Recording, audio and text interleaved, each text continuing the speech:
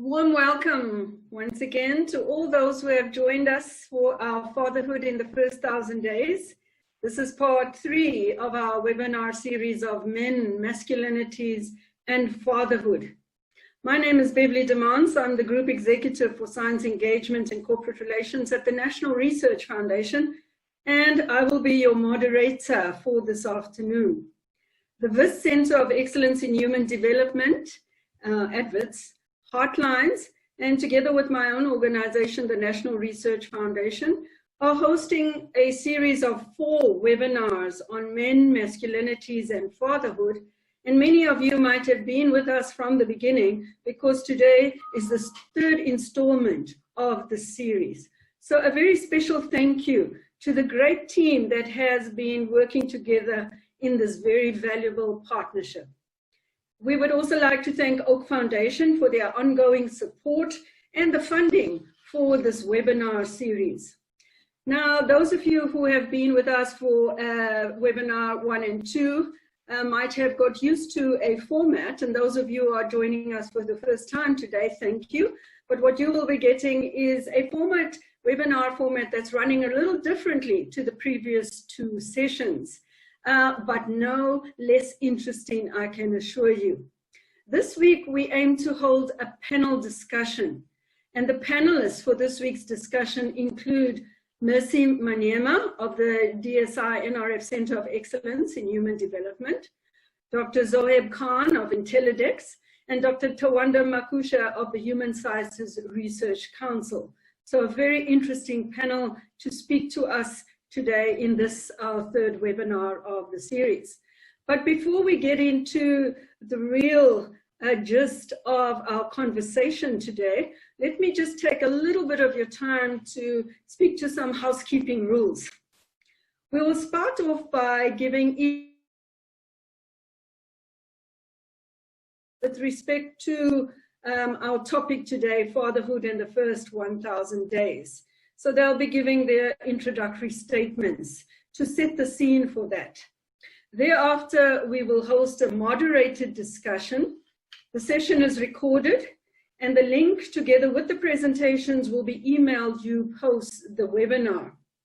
We would love to hear your comments and questions, and we will have our question and answer tab open during the presentation.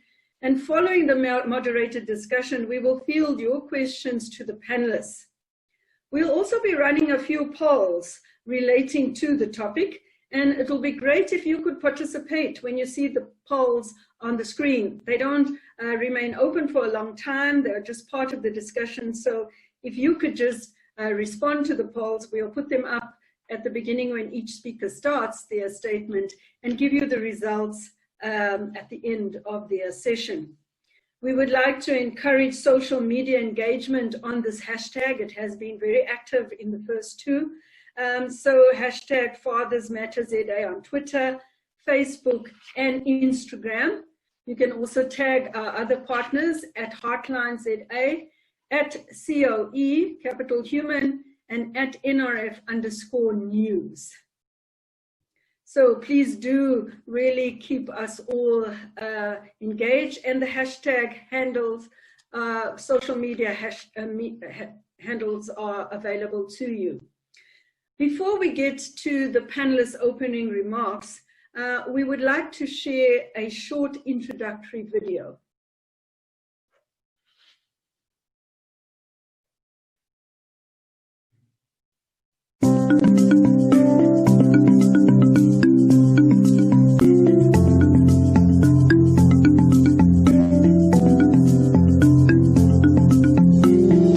Aisha was born, I was very excited about it. I was very involved. I was very involved with all the clinic visits, the doctor's visits. It was quite a very exciting time for me.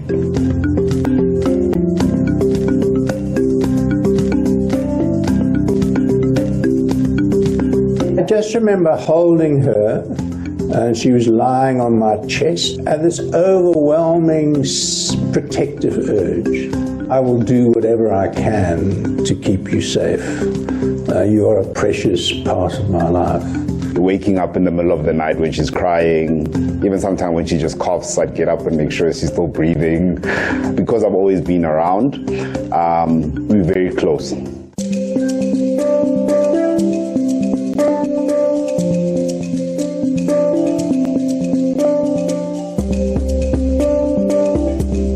I have really great memories of my childhood. I'm lucky.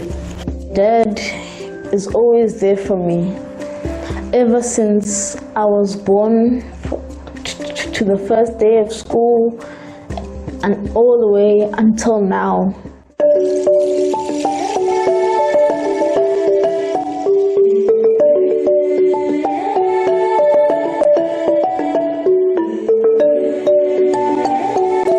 An average African man does not go to the delivery ward.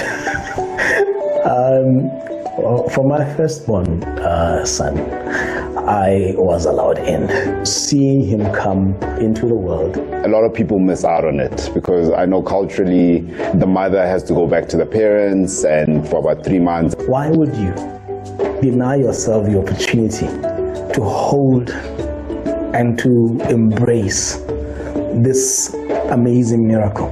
I've had a great experience growing up with my dad.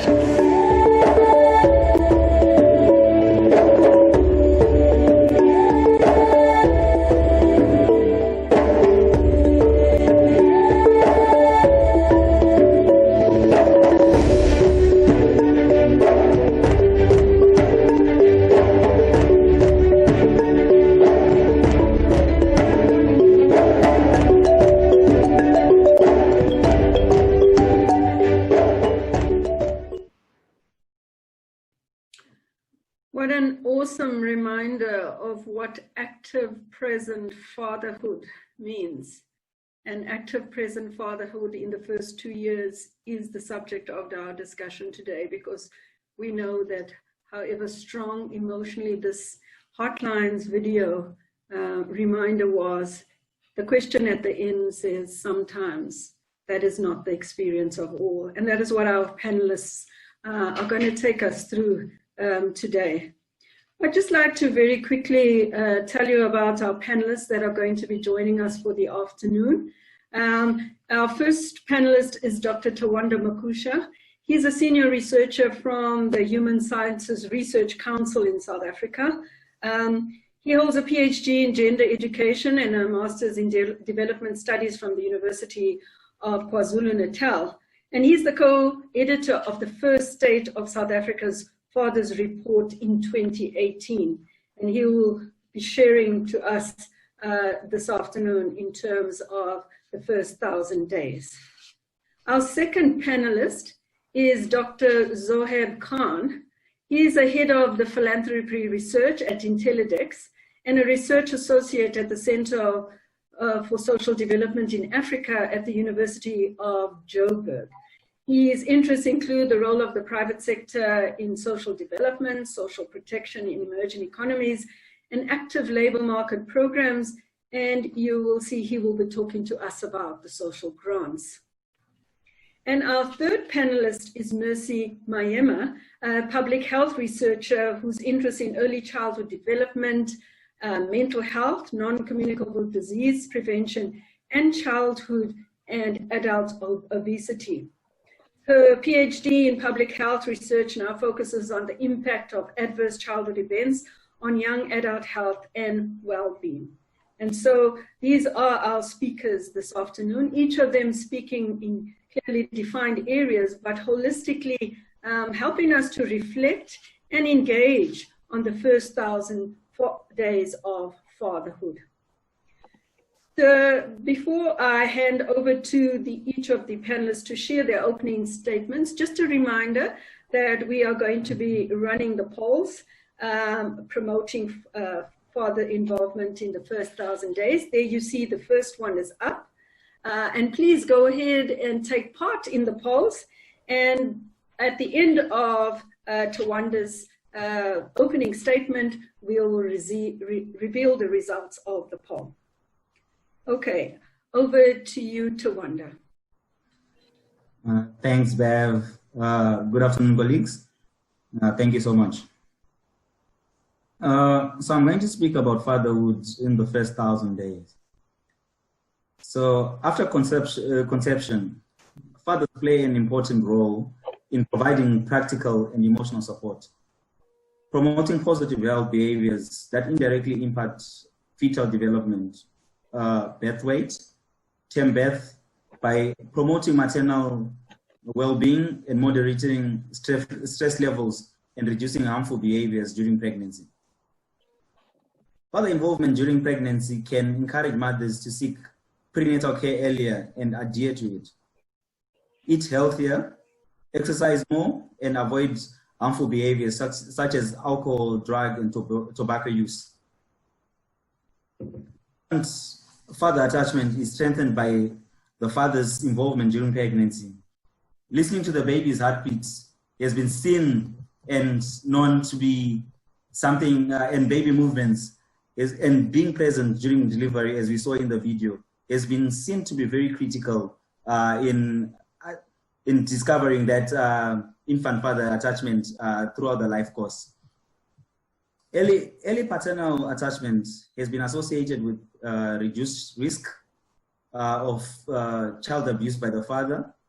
Upon giving birth, fathers also play a very important role in influencing important decisions such as early birth registration, breastfeeding, and subsequent nutrition and support for early learning.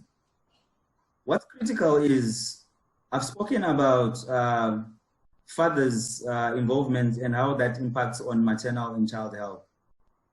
But we also need to actually understand that father involvement in the first 1,000 days is also good for men themselves.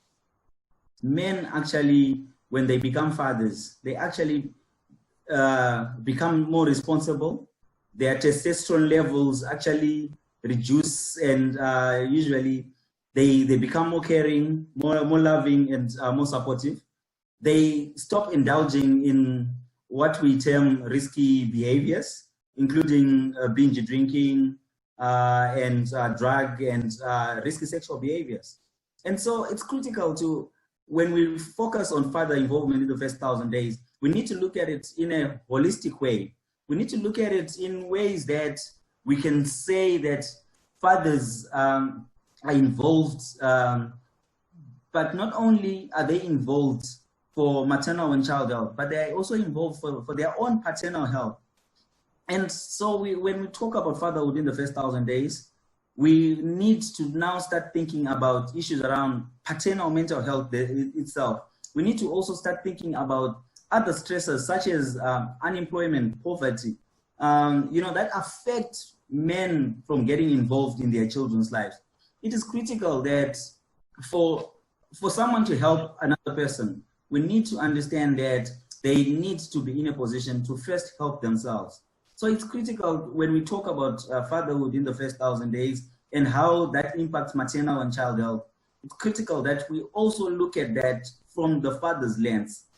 We need to ensure that fathers are first of all mentally stable, mentally ready, and they are also financially, to be able to provide financially, they need to be also financially stable. So that's critical. We need to promote father involvement for themselves, first of all, and also for mothers and children. And that's critical in the sense that when fathers are able to provide, we know that then they are able to fulfill other roles, such as, providing caregiving, emotional support for the mother. And so we need to look at it from both the social point of view, the health point of view, and also the economic point of view of involvement. We need to support fathers to be involved in their children's lives earlier,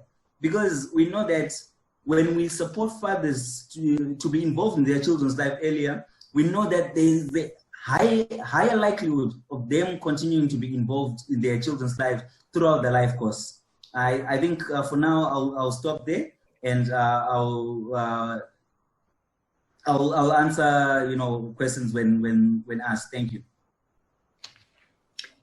Thank you very much, Tawanda, for your opening statements, rich in information that we will take up. Before we move on to our next speaker, I wonder if the results of the poll are available. There you would see that almost 55% acknowledging men's importance in their children's growth and development, as you've heard part of what Tawanda has introduced. So thank you for taking up that particular poll. We are now going to move on to our second panelist to provide an opening statement, and that is Zoheb, also with a poll becoming available just before Zoheb's statement as well. This is about the child support grant. Hi, everyone, and thanks to the organizers for having me here today. I'm going to be talking about the work that I did. It was a study that ended 2 years ago, and it was a study of men that receive the child support grant. And the reason for doing the study was that South Africa's grant system is quite unusual when compared to other developing countries. So going back to the mid-90s, South Africa and other emerging democracies were emerging from apartheid and dictatorships and confronting this problem of having millions of families that are living in conditions of poverty, and the policy question of how do we support these families to look after their children. And in countries like Brazil that were grappling with the same kind of questions, they had a very traditional idea of what the family is. So it's this idea where there's a traditional gender division of labor, where the mother stays at home and looks after the children, the father goes and works. In South Africa, policymakers didn't take that traditional route. So partly because of the legacy of the way apartheid and colonialism worked here and what that did in messing up family structures. So recognizing that, policymakers decided that instead of targeting grants only at mothers, we'll target them at whoever looks after a child. So anyone who has a caregiving responsibility, whether that's a man or a woman, a grandparent or a sibling, whoever has that responsibility, let's give them the monetary support that is going to help them to look after their children. Another reason was this was the time when our constitution had just been introduced, and it was the first in the world to recognize LGBT rights. And so, recognizing that there may be families with, two fathers or two mothers, for example, that are looking after children. And so we had this very broad targeting, right? But 20 years down the line, and we see that there are 2/3 of South Africa's children receive the child support grant, but of all of the caregivers that receive it, only 2% of that entire group of people are men. So it's a very small percentage. So despite having this opportunity to get a grant to help you look after the children, very few men are taking up that option. And so some people think that isn't really an issue because, again, of a gendered idea that childcare is women's responsibility. So, maybe this is what women should be doing. Another take on that idea is that women are just more competent at caregiving, and so it's better for children anyway. If the status quo is that most children are, being looked after primarily by their mothers. But of course, the other arguments, and these are some of the arguments that Tawanda has outlined just before me, it's that this figure of 2% is a reflection of father absence. And we know that when we get fathers more involved in their children's lives, there's a whole range of benefits for women, for children, and for the fathers themselves. And so I did the study looking at what happens when men receive child support grant. And the first part of this was looking at household survey data. So this is nationally representative data, and it was looking at spending patterns in households where men receive child support grants and comparing them with households where women are the recipients. And finding that actually there's this belief that men will be irresponsible with grants, but I don't find any evidence of that. So when men get the grant, you don't see that there's disproportionate spending on alcohol or on gambling, for example. There isn't a greater likelihood that children of men who receive the child support grant are stunted. So that's having a low height for age. After that survey analysis did interviews with men receiving the grant in Soweto. And some of the main findings here were that most men that apply for the child support grant don't know that they're eligible to receive it. So this is despite the fact that it's been gender neutral in targeting since the beginning 20 years ago. Most men don't know that they can receive it. Secondly, that most men come into caregiving primary responsibility there's been some kind of emergency, right? So the mother of their child has died, there's no female relative to take the child to, and then they realize they have to take on this responsibility and find out that there's a grant that can help them. And I guess the last thing I'll say in this these preliminary remarks would just be that I think, like a lot of women, when confronted with having to look after a baby for the first time, most of these men don't have a clue what to do. But as they stick around and become more competent in looking after children, with practice comes this competence. They start to feel better about themselves.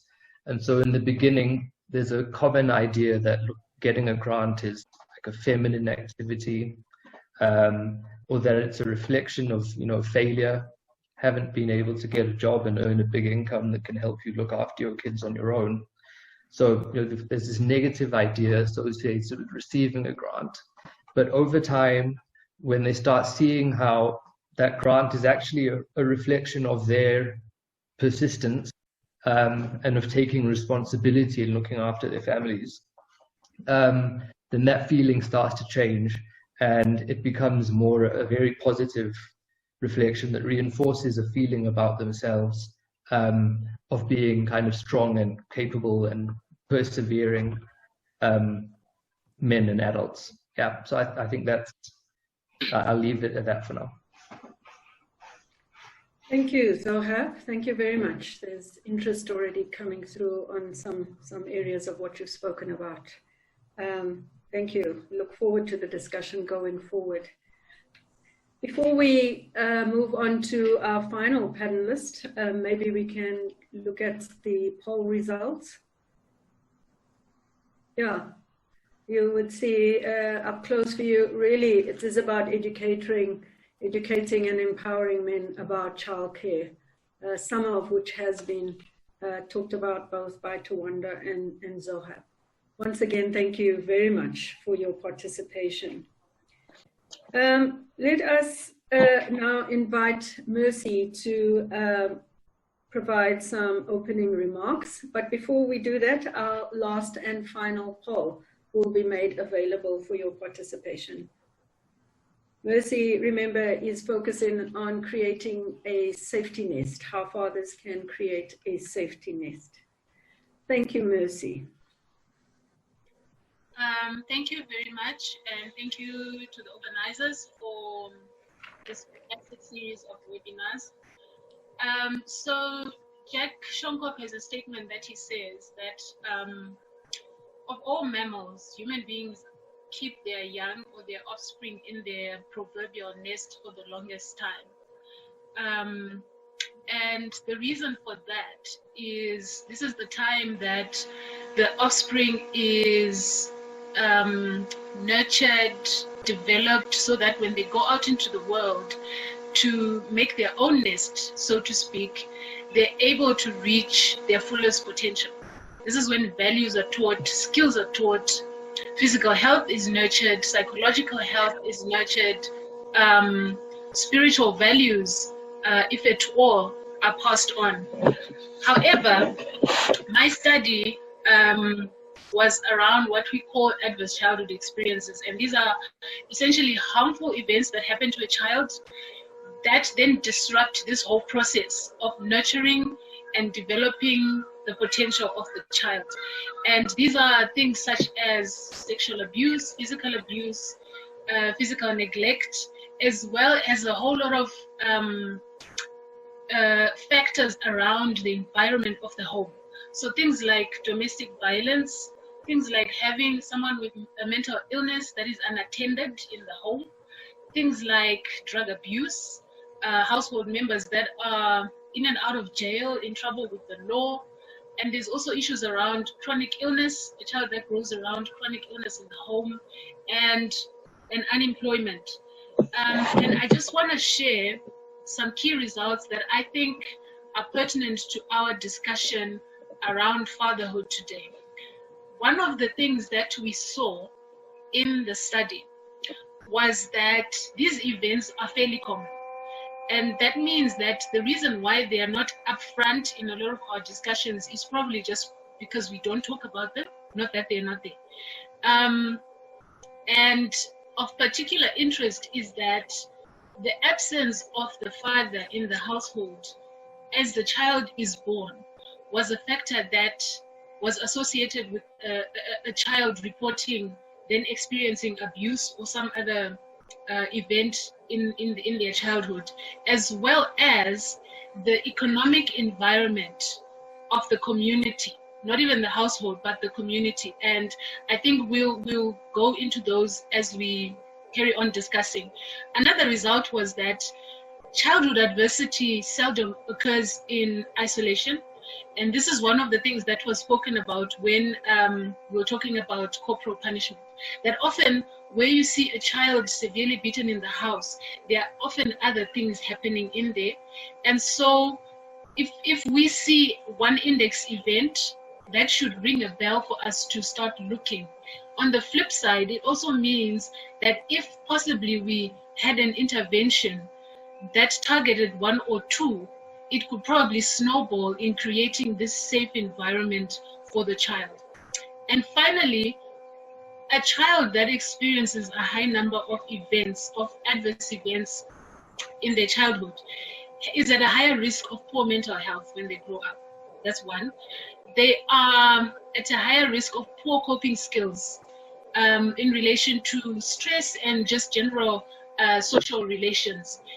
And they are also at a higher risk of getting certain physical ailments, such as heart disease, strokes. Even there's been some research that has pointed to stroke.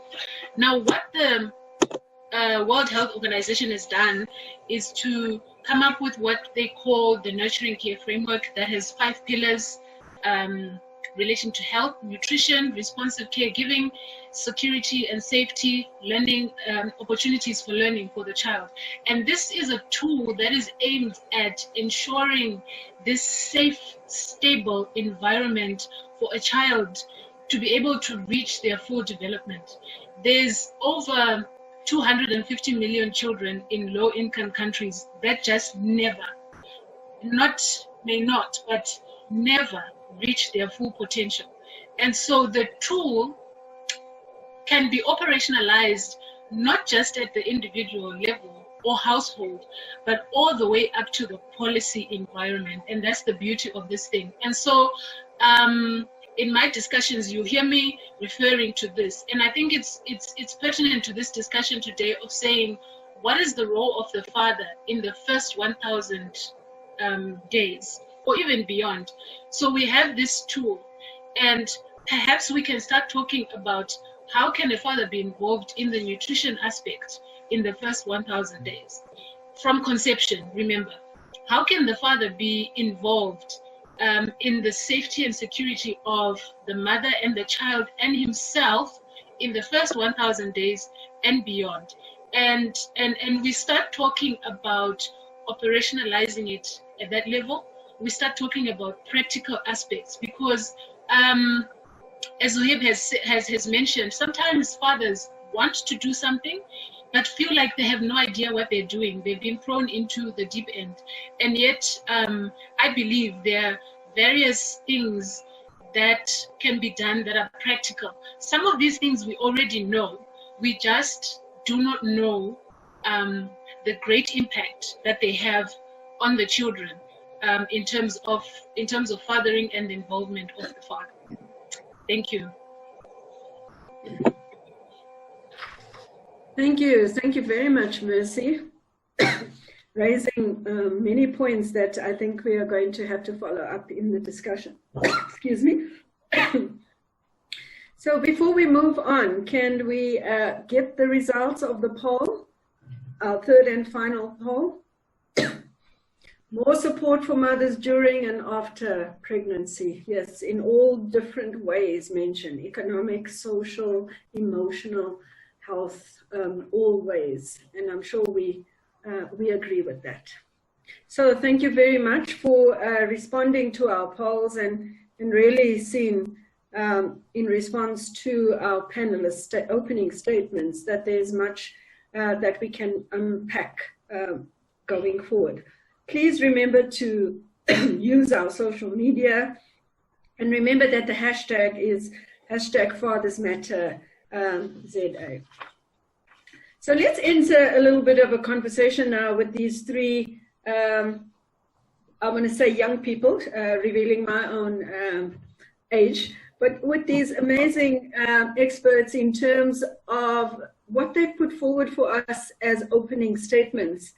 And I wonder if, and each of them will give their particular view, but let's start off by discussing how father involvement impacts fathers, mothers, and children.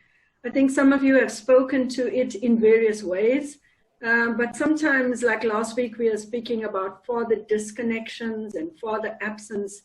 Let's talk about how father involvement impacts fathers, mothers, and children. Let's maybe start with you, Tawanda. Oh, thank you so much, Bev.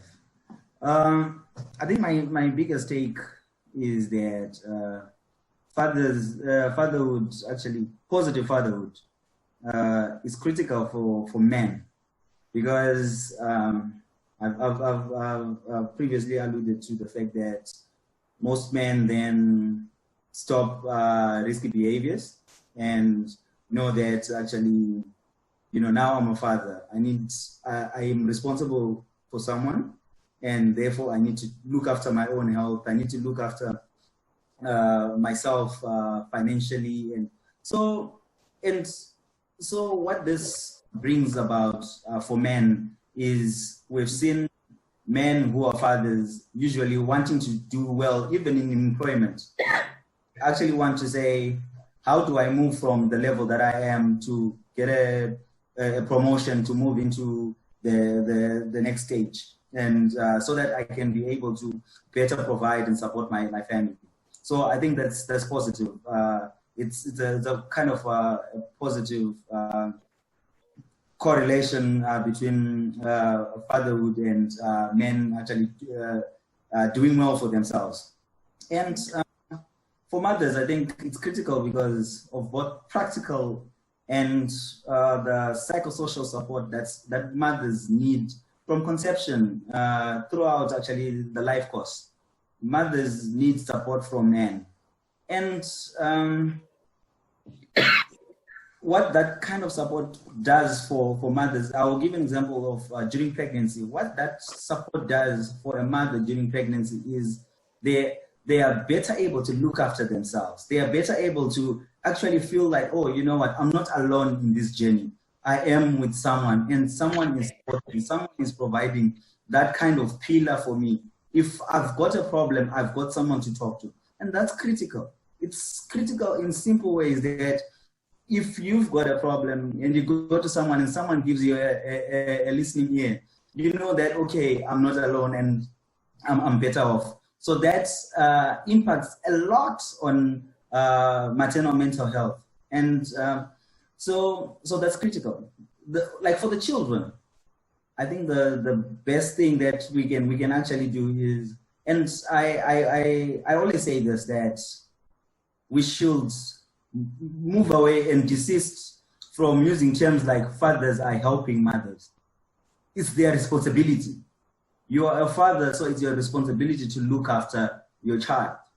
So that's very important. Fathers have a responsibility to look after their child, regardless of residential status, marital status, or even financial status. We need to better inform men that there are other ways we can be present as fathers, other than the traditional provider role. If yes, it's difficult, and I've alluded to this to say it's difficult to be an involved father if you cannot provide financially. But it's also very important to be present in other ways, because what it does for the child is their self-esteem is like increases. Like for girl children, they are more confident even around male peers. They are more confident in their later on relationship with their partners, because they are able to say, no, my father never used to do this. So positive fatherhood is critical for children, for girls in that way. We know that children, but fathers who are positively involved usually do well in school. They actually are good with relationships. And for boys, we know there is less externalizing behaviors, drug abuse, and all these other negative impacts on child outcomes. So it's critical that fatherhood is looked at in a holistic way, in that it benefits men first of all, then it benefits women, and it benefits children. And that's critical in all our interactions. We need to emphasize as such an important holistic approach to approaching fatherhood. Thank you. Thank you. Thank you very much, Tawanda. Mercy, do you want to add anything to that?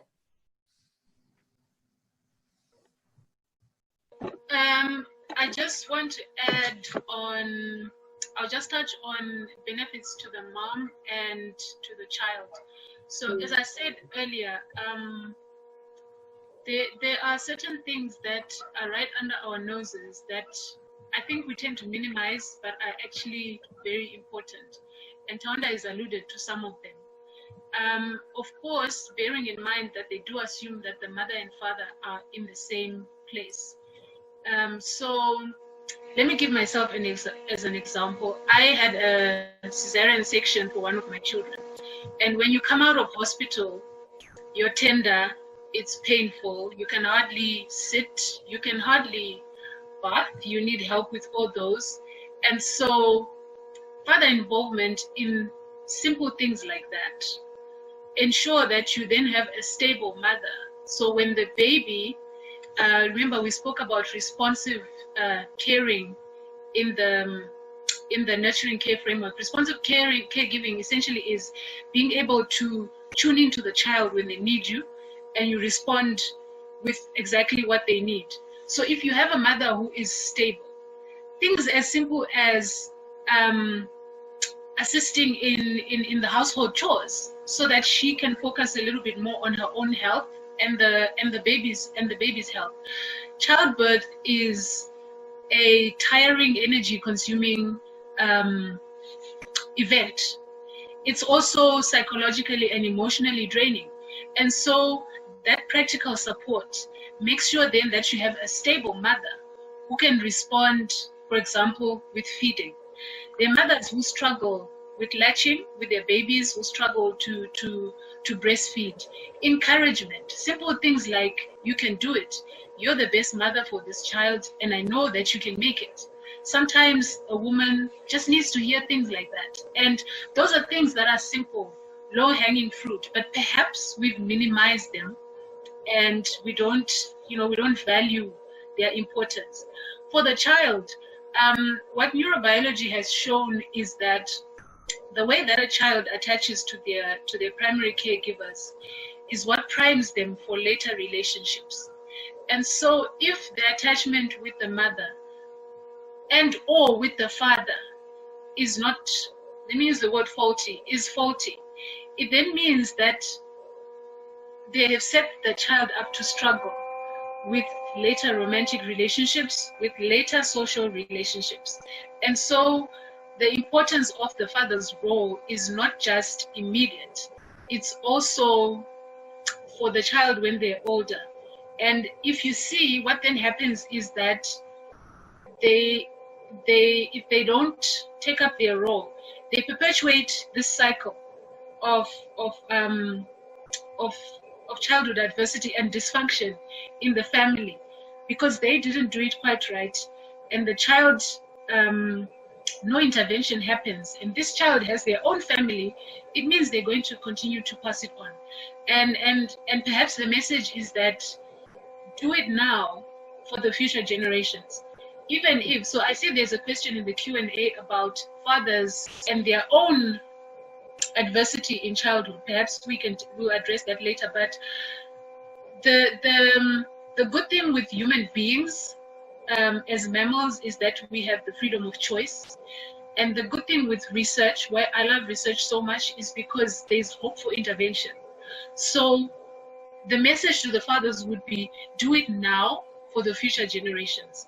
If this has been the cycle in the past, you stand in an amazing place to change the narrative. Thank you, Mercy. Zoheb, I wonder if I can just move it along, because both Mercy and Tawanda have answered quite extensively around both impacts for fathers, mothers, and children. And if I can just talk to you, Zoheb, a little bit about the child support grant.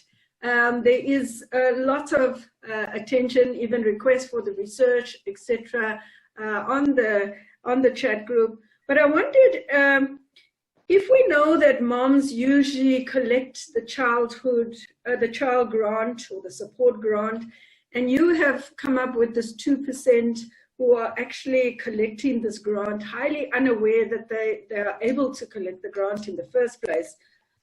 Are they practicing a different kind of masculinity or non-conforming to traditional gender roles? Or is it something else? Is it maybe, as you said, just an emergency?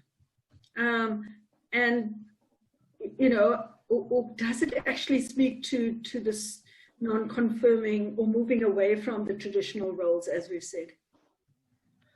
Well, I think, you know, whether these men appreciate this or not, they are, I think, enacting a kind of masculinity that is very different. And that's, you know, descriptively it's different. And by that I just mean in a context where, you know, 98% of the caregivers that apply for and receive a grant are women, and you are part of that 2%, that makes you different to all of the other men that don't apply for grants and that don't, you know, get involved in the care of children. In South Africa, and found this in this research with the men that receive grants, and also in previous research that the Centre for Social Development in Africa has done about absent fathers, we find that there's a dominant conception of masculinity in South Africa, but it's, you know, you find it all over the world. And this idea is that men's primary role in the household family sphere is to provide financially, right? Your job is to get a job and to earn an income, and looking after children, and especially babies. It's very, very like feminized in the popular imagination. This is something that women do, and that men don't do, you know, because you're not a real man if you do that kind of stuff. And also because women are just better at it. That's how we view these things. And so and that's why I think there is so much misunderstanding about the child support grant and this idea that it is for women. So in my research with the men that get the grants, there's this emergency that happens, right? And so in that moment, the men aren't thinking about gender norms. Yeah, sure. But once they start realizing that there is this possibility of getting a grant, and then they realize that they're the only man that they've ever known that is receiving a grant, then they start to realize how different they are. And there is a lot of stigma attached to being a man that receives a grant. So most of the men that I talk to feel isolated. They feel judged by other men. So especially the younger men, almost all of them, the ones that were in my research had stopped interacting with their friends because they feel judged. They feel like they're non-conforming, and that's not just from other men, but also sometimes from other women as well. They feel like there is something a bit weird about them because they're getting a grant. But as I said in the opening remarks, these kinds of feelings can be difficult for the men to deal with, and for some men more than others. Some of the men just don't care.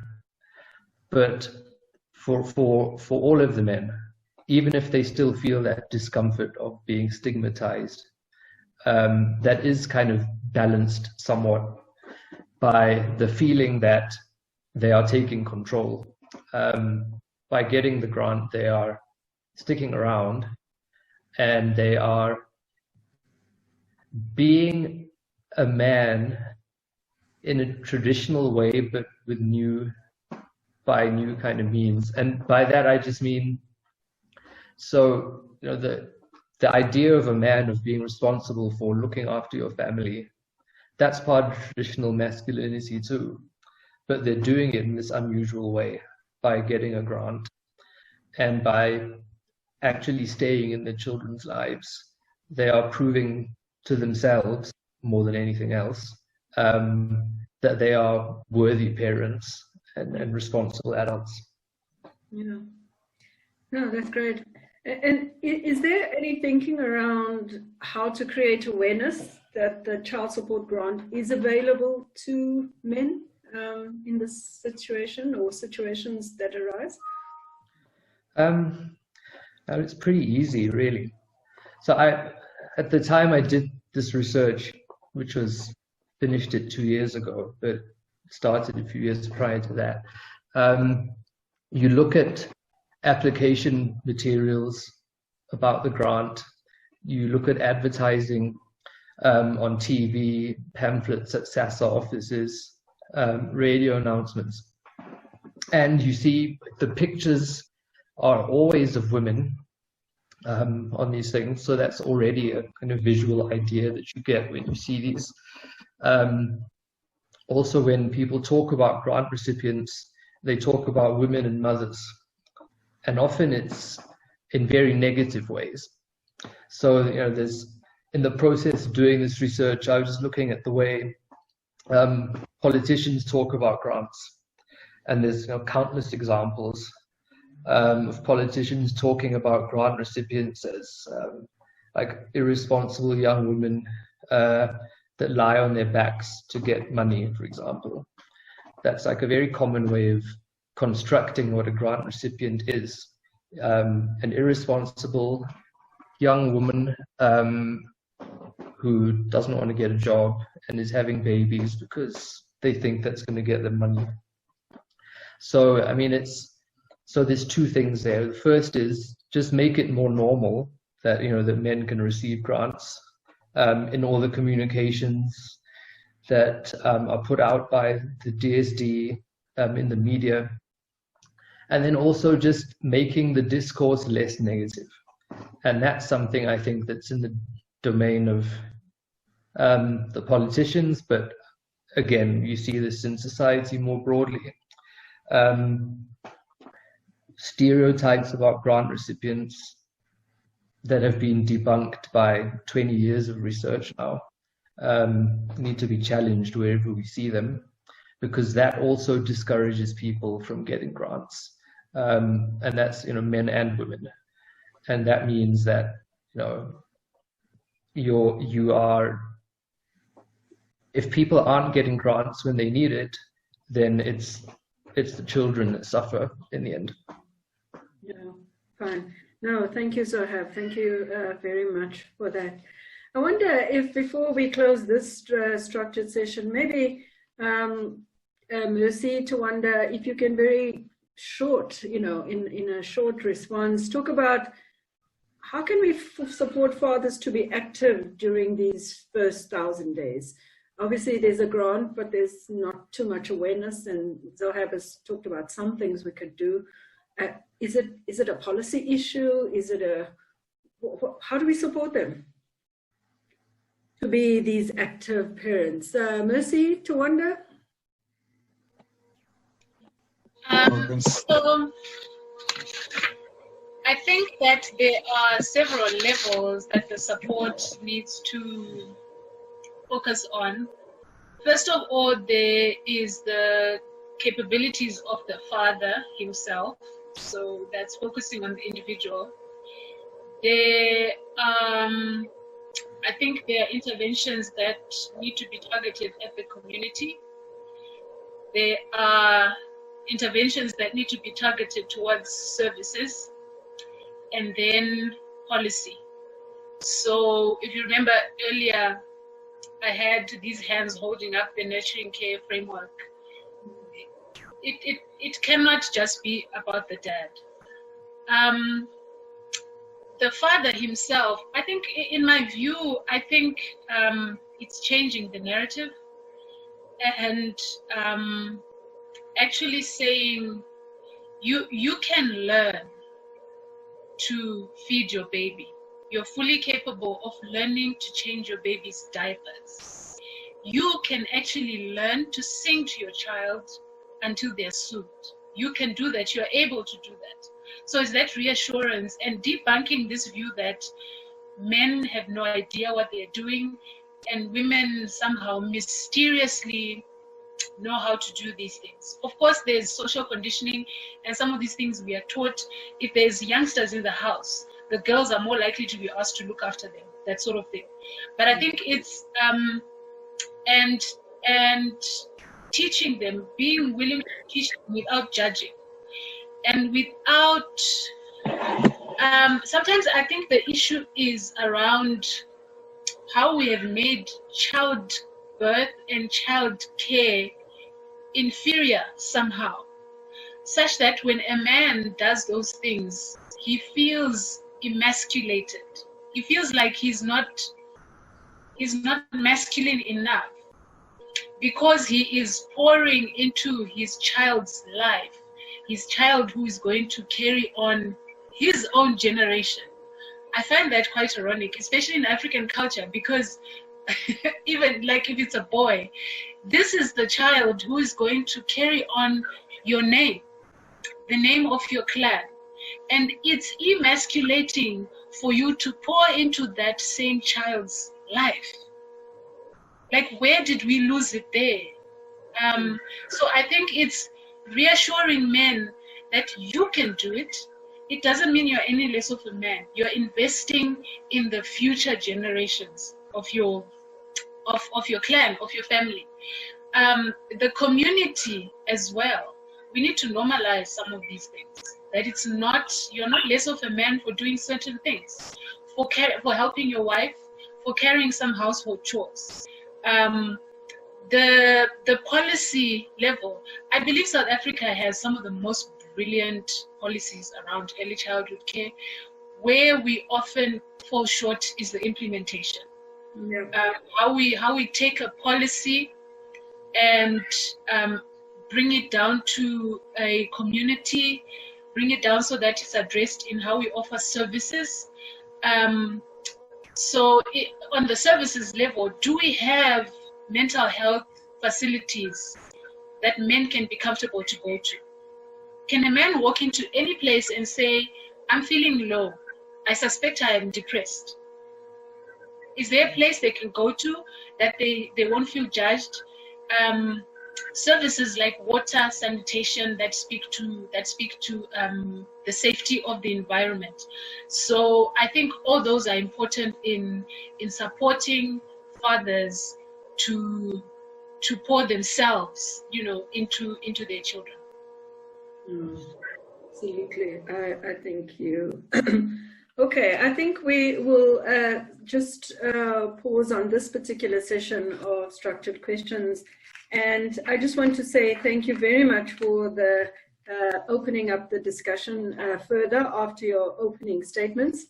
I think, so many important things came out of there. I don't want to try and even paraphrase it or give it back to you, because it's really about carrying on the discussion.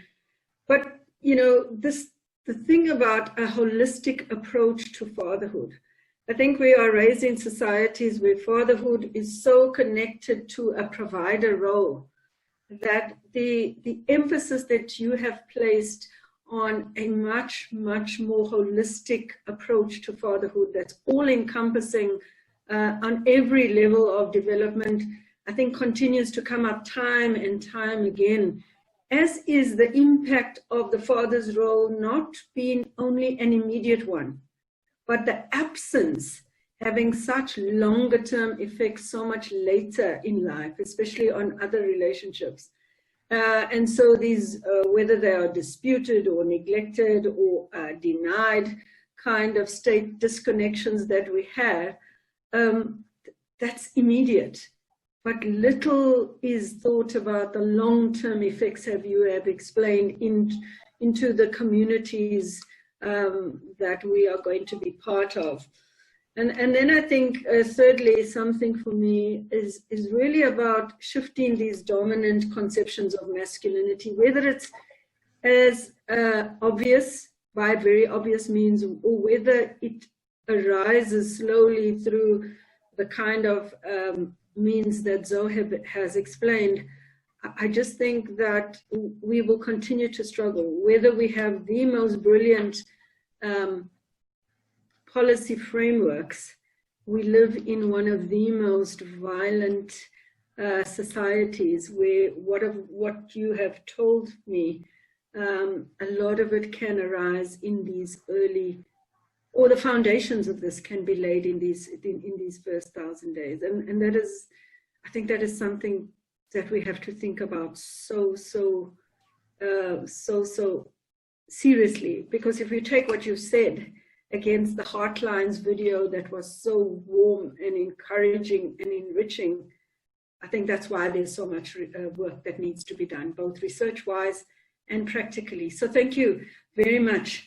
What we're going to do is I'm going to give to the panelists one or two questions. We can't take all your questions, but we will really try to answer some. One of them for Tawanda says, how can we extend or adapt the current antenatal mental screening questions to also screen fathers? Did you get that one, Tawanda? All right, how can we extend or adapt the current antenatal mental screening questions to also screen fathers? And also, how are breastfeeding outcomes impacted by absent fathers? Okay, if I can ask maybe Zoheb, a question that came up with you, isn't it that a small percentage of men are single caregivers, hence only those access grants, rather than that they are inactive in childcare? You got that one? And is there a difference between urban and rural areas where the child support grant is concerned? Okay. Mercy, what are the psychological advantages of connections in the first 1,000 days? And how can we help fathers make sense for themselves of how these ACEs have affected them?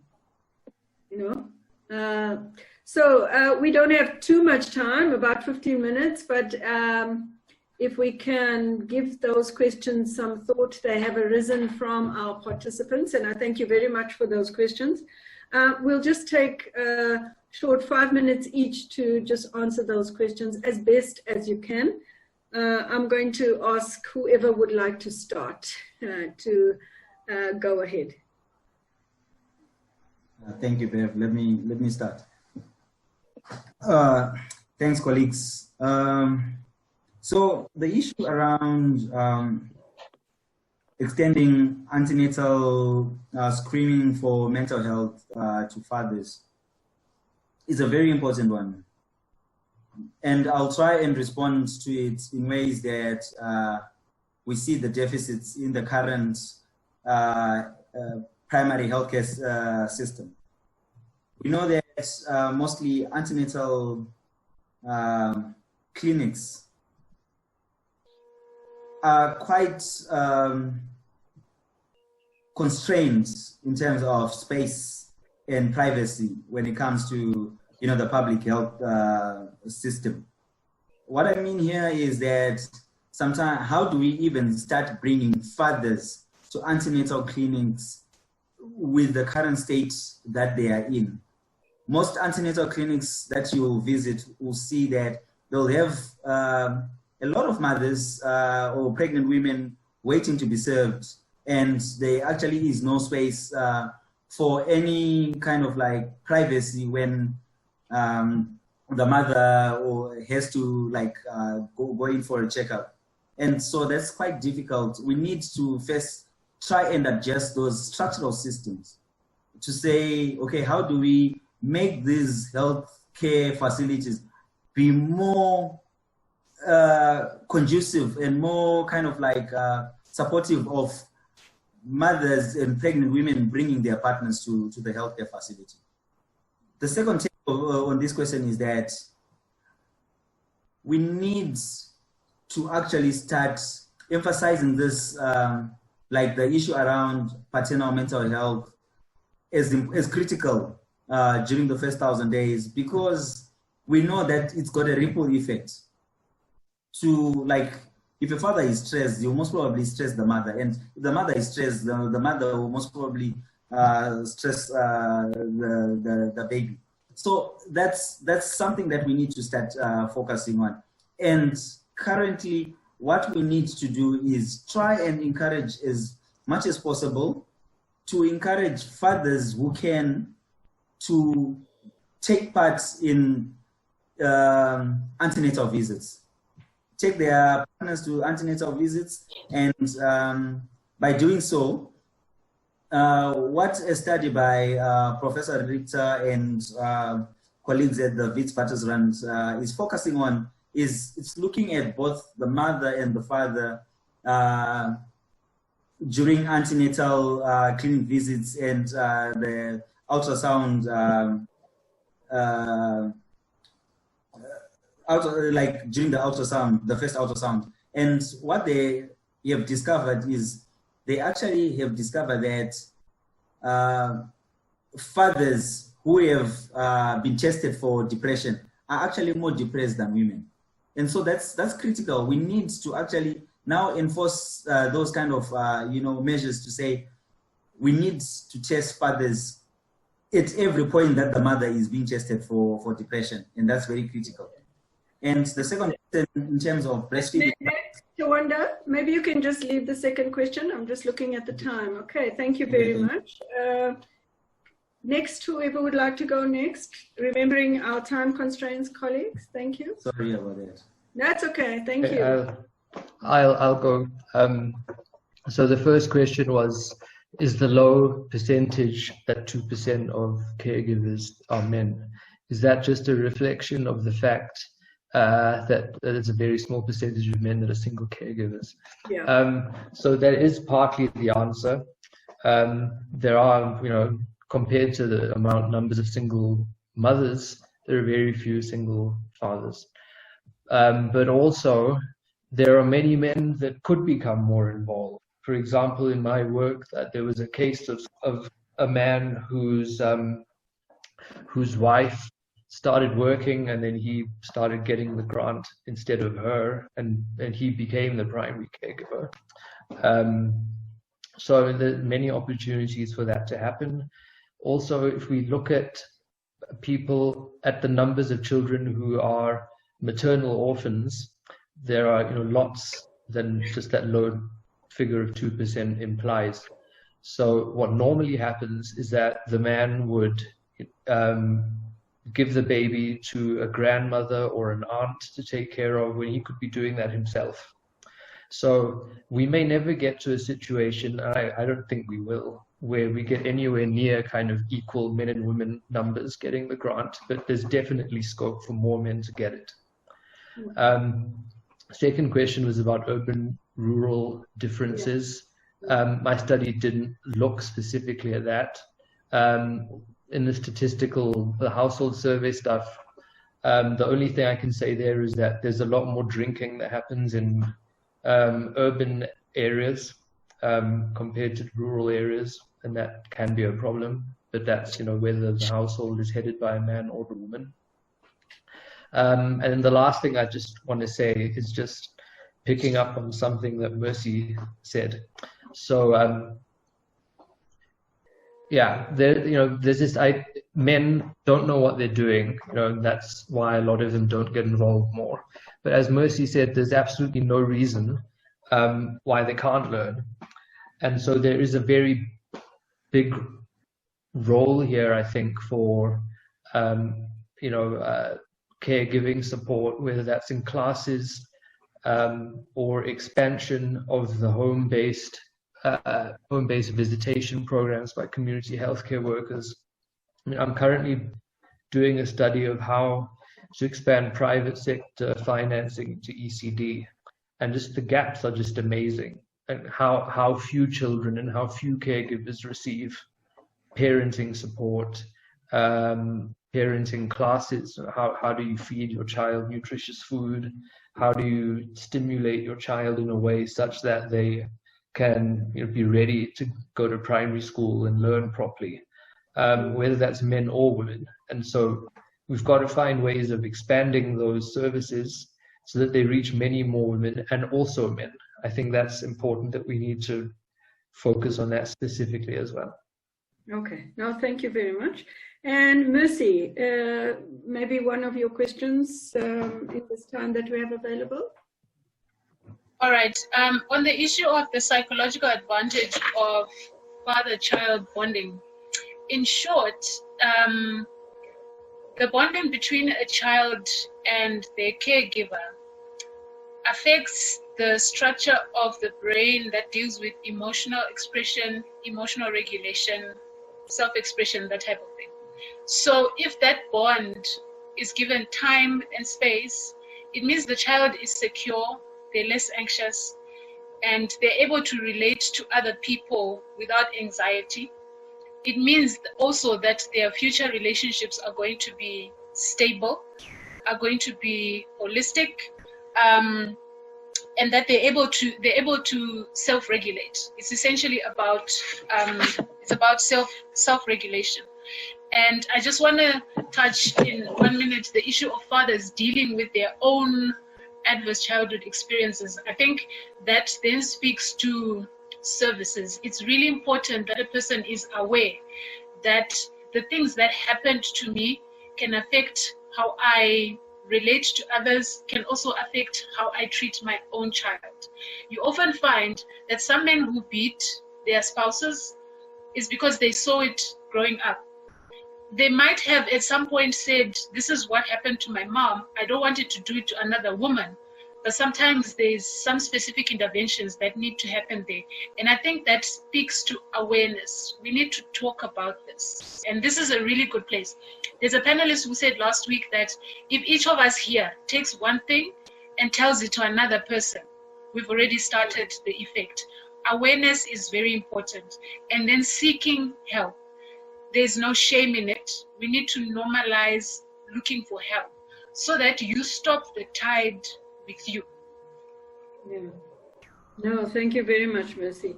Thank you, panelists. Just before we come to some closing comments from yourself, let's just look at a very short NRF film that speaks to some of these issues and consolidates our discussions.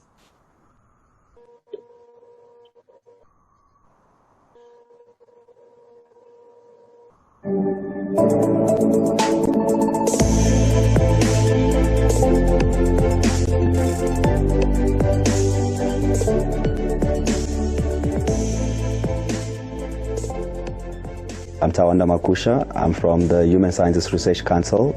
I'm a senior research specialist, and I'm also a senior research fellow at the Centre of Excellence in Human Development at the University of the Witwatersrand. As my work has shown, including a recent chapter in the State of South African Fathers report produced in 2018, we argue that father involvement starts from conception and throughout the life course. Okay, men can support pregnant partners by always availing themselves. She's going through a different phase, so it's always important that you are around her and ask her what she's going through. Fathers are not only important when the child is born. Fathers are important when they conceive with the mother, to actually start supporting the mother when the child is in the womb, throughout the process of the pregnancy, and also after the baby is born. So what fathers do when they are providing nurturing care to the mother during pregnancy has got a ripple effect on child development in the womb. Nutritional benefits that are provided in the home setting, and issues around safety and care make the child in the womb have a secure, warm, and proper environment, positive environment for the child to actually grow to their optimal developmental stages. What research has shown is when a child or a mother is going through adverse effects during pregnancy, that negatively affects child development. So exposure to drugs, alcohol, and excessive use of tobacco has been seen to create negative, violent environments for both mothers and children. So what this does to mothers during pregnancy is, when there is an excessive use in South Africa, what is well known is a lot of men do a lot of what is called binge drinking. And when they binge drink, and there's a lot of issues around, including violence among themselves as men, and violence against women and children. So what this exposes the child to is a mother who is abused violently by their father, and the child in the womb can actually suffer physically from this violence. Because of the emotions, the mother can also transfer those kind of emotions to the child in the womb. So violence, excessive alcohol drinking, drug abuse, and tobacco use has got negative impacts on the partner, and it trickles down to the child in the womb in terms of the issues I've alluded to.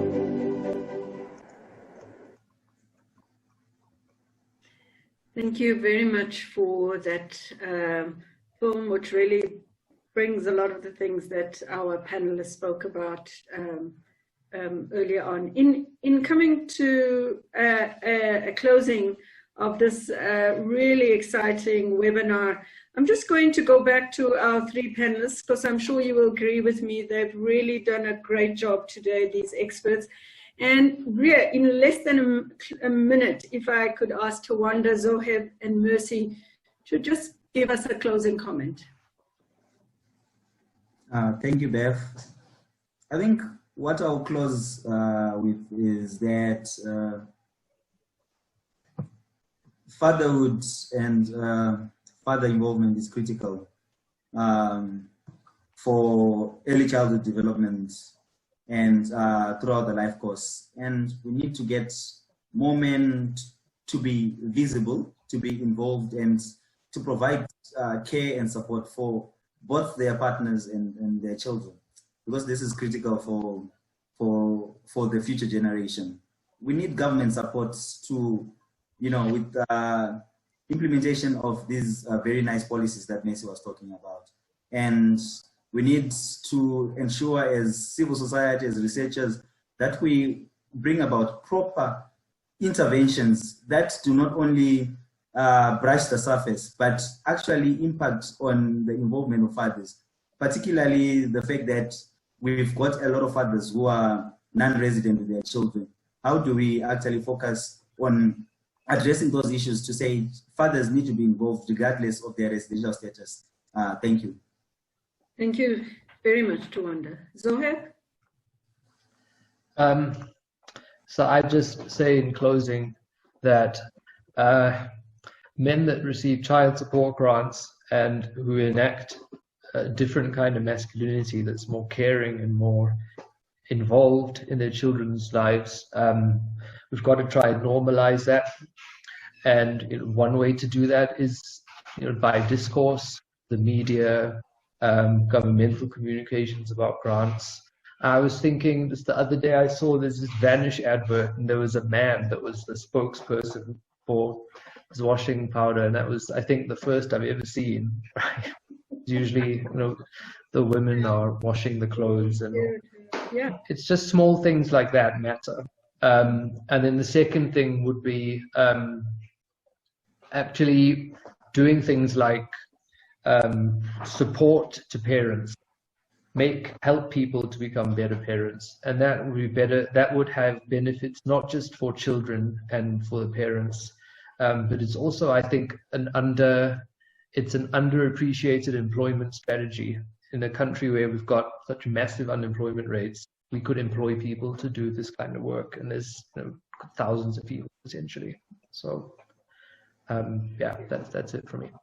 Thank you, Zoheb. Mercy, can we round it off with you? I think what I would say is that to the fathers, your children need you far beyond the money that you can provide. And what you do or don't do today does not only affect that child, it affects the future generations. And the power is in your hands right now to change whatever tide, whatever narrative has been going on in the past. We and you have the power to change that. And that men are fully capable of providing emotional support for their children, psychological support for their children. Women themselves have to learn. And so you can learn too. And that there is nothing shameful about shaping the generation, the generation of your bloodline. In fact, it's your responsibility. Thank you, Mercy. Thank you. I think for all that we've heard today, fatherhood in the first 1,000 days can be changed. It is possible, and the influence will be amazing. I do want to say thank you to the speakers. And in closing, to remind you that this is a webinar series, and the third out of 4 webinar series under Men, Masculinities and Fatherhood, in partnership with the National Research Foundation, the Centre of Excellence in Human Development at WITS, and Heartlines. We also like to thank Oak Foundation for making the webinar series possible. Next week at the same time, you would be able to please join us for the concluding session of the webinar series called What Works? I think we must end off on a positive note. What works? Positive interventions for fathers. Pamela Kigari from Heartlines will moderate the session, and will be joined by Suleiman Henry from Sonka Gender Justice, and Tawanda Makusha will be back again. Also, we'll have a representative from the Department of Social Development. Lastly, this webinar is recorded and a link will be made available for everyone who attended. So I too want to warmly thank you for taking your time this afternoon to join your conversation, to take part in our polls, to have an extensive chat list that's going on tonight. You can follow the hashtag Fathers Matter ZA and join our Twitter chat from 7 p.m. this evening at Heartlines ZA. If there are other insights you'd like to share, it's a conversation. And as most of our panelists have said, it's a conversation that we need to keep going. So please keep social media alive, keep the conversations going, and have a lovely evening. Thank you very much, everyone.